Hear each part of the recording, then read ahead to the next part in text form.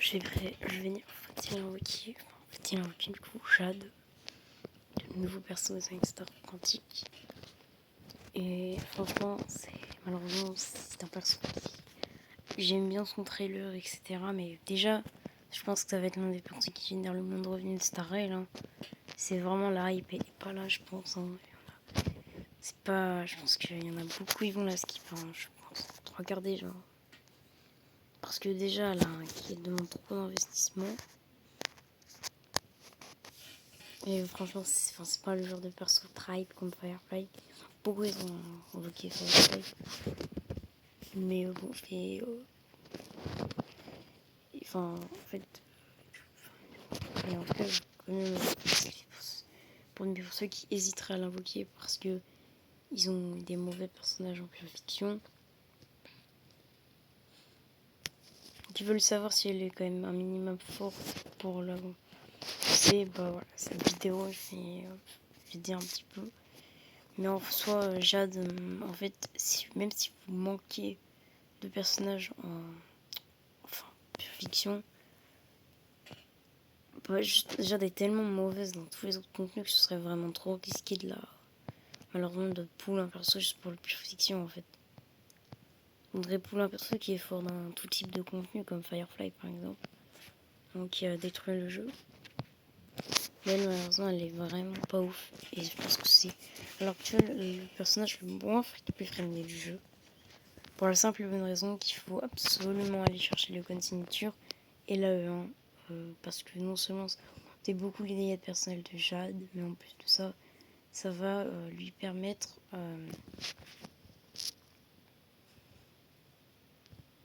de. Enfin, d'être plus polyvalent. Parce qu'en fait, elle a une compétence qui va transformer un allié ou elle-même en agent de recouvrement. L'agent de recouvrement sera du coup plus rapide, va consommer les PV, et quand il attaque plusieurs ennemis, je crois, je sais plus comment ça fonctionne. Donc là, il va pouvoir générer des stacks, il faut que ce soit un perso qui a principalement AOE.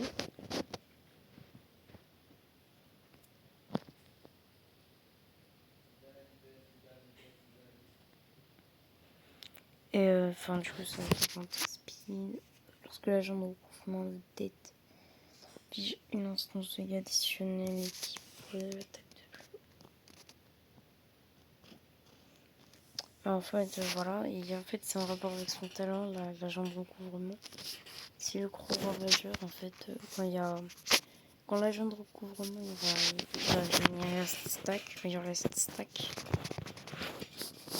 Tout simplement, Jade, elle va récupérer ces stacks pour faire une attaque de suivi.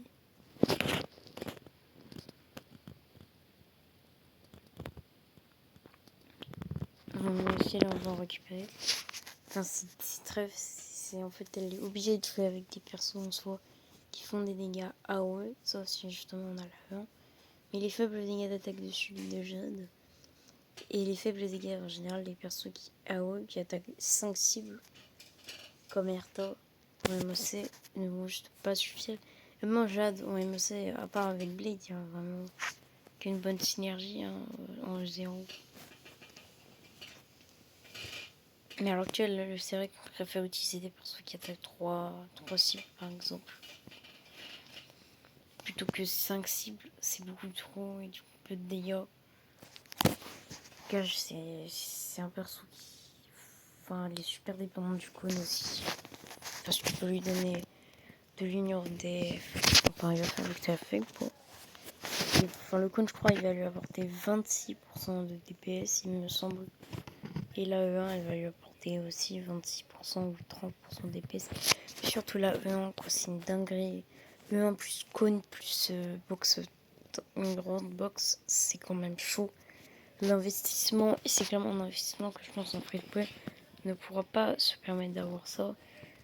Et souvent, en fait, les gens, enfin, pour un personnage aussi peu hype que Jade, investir autant, je pense qu'il n'y a personne qui a envie de faire ça. Hein.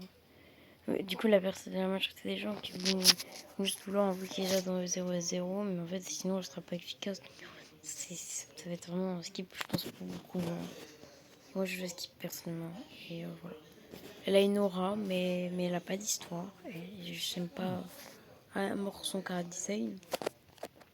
Les performances en 0 sont nulles à chier, faut le dire. Il faut absolument pull cette E1. Franchement, plus le cône. Franchement, on se croirait sur Genshin Impact où tous les persos de Fontaine, là, il faut leur E1, enfin leur C1 plus leur arme signature pour pouvoir les jouer. Bah, c'est la même chose pour Jade. Hein. Franchement, là, en Kestara, il me déçoit encore plus. Franchement, c'est décevant. Oh non, entre Bullshit qui était dépendant du cône, Firefly qui a besoin de Runmei, maintenant elle qui a besoin de Savant, abuse, c'est bon. C'est quoi la prochaine truc? Quoi le prochain truc? Vraiment, c'est abusé. Une liste, je sais pas, mais je pense qu'ils vont mettre des. Ils vont rendre la E obligatoire. Hein. La Yunli, hein. Pour ceux qui ont vu les leaks, ils ont fait une dinguerie. Hein. Ils ont fait une dinguerie. Ils ont fait un bait, ils ont fait une dinguerie, les chacals. C'est vraiment une dinguerie ce qu'ils ont fait. Ça va être une jolie. Alors que c'était même pas visible sur le splash short. C'est quand même une dinguerie. Franchement, Kestara, là, il devient de plus en plus pay to win au fur et à mesure des mages, hein, malheureusement. Franchement, c'est déjà depuis la sortie d'Aventurine, le pay to win s'est senti parce qu'on est limite. Ils ont adapté les mots pour Aventurine. Ils ont rendu tellement les ennemis, ils font mal que l'heure actuelle, si on n'a pas Aventurine, on se fait juste exploser en fait. En fait, être obligé d'avoir un perso précis, ça me fait chier en fait, ça me fait chier. Au début donc Estaré, je pense qu'il n'y avait aucun perso qui était must-have, mais clairement depuis la 2 points, notamment la sortie d'Aventurine, Acheon, le port rip s'est senti, c'est devenu aberrant. Et là ça continue. Hein. Boutil, maintenant Jade, c'est une dinguerie, je sais plus quoi dire. Le skip, hein. Skippez-le. Je demanderai trop sur ça. Jade, c'est un skip. Mais genre vraiment le plus gros skip. Hein. Pire que Boutil. Franchement, je sais pas quoi dire. S'ils arrivent à faire pire que Jade, c'est bon. Ça dégoûte. Ça dégoûte. Ciao.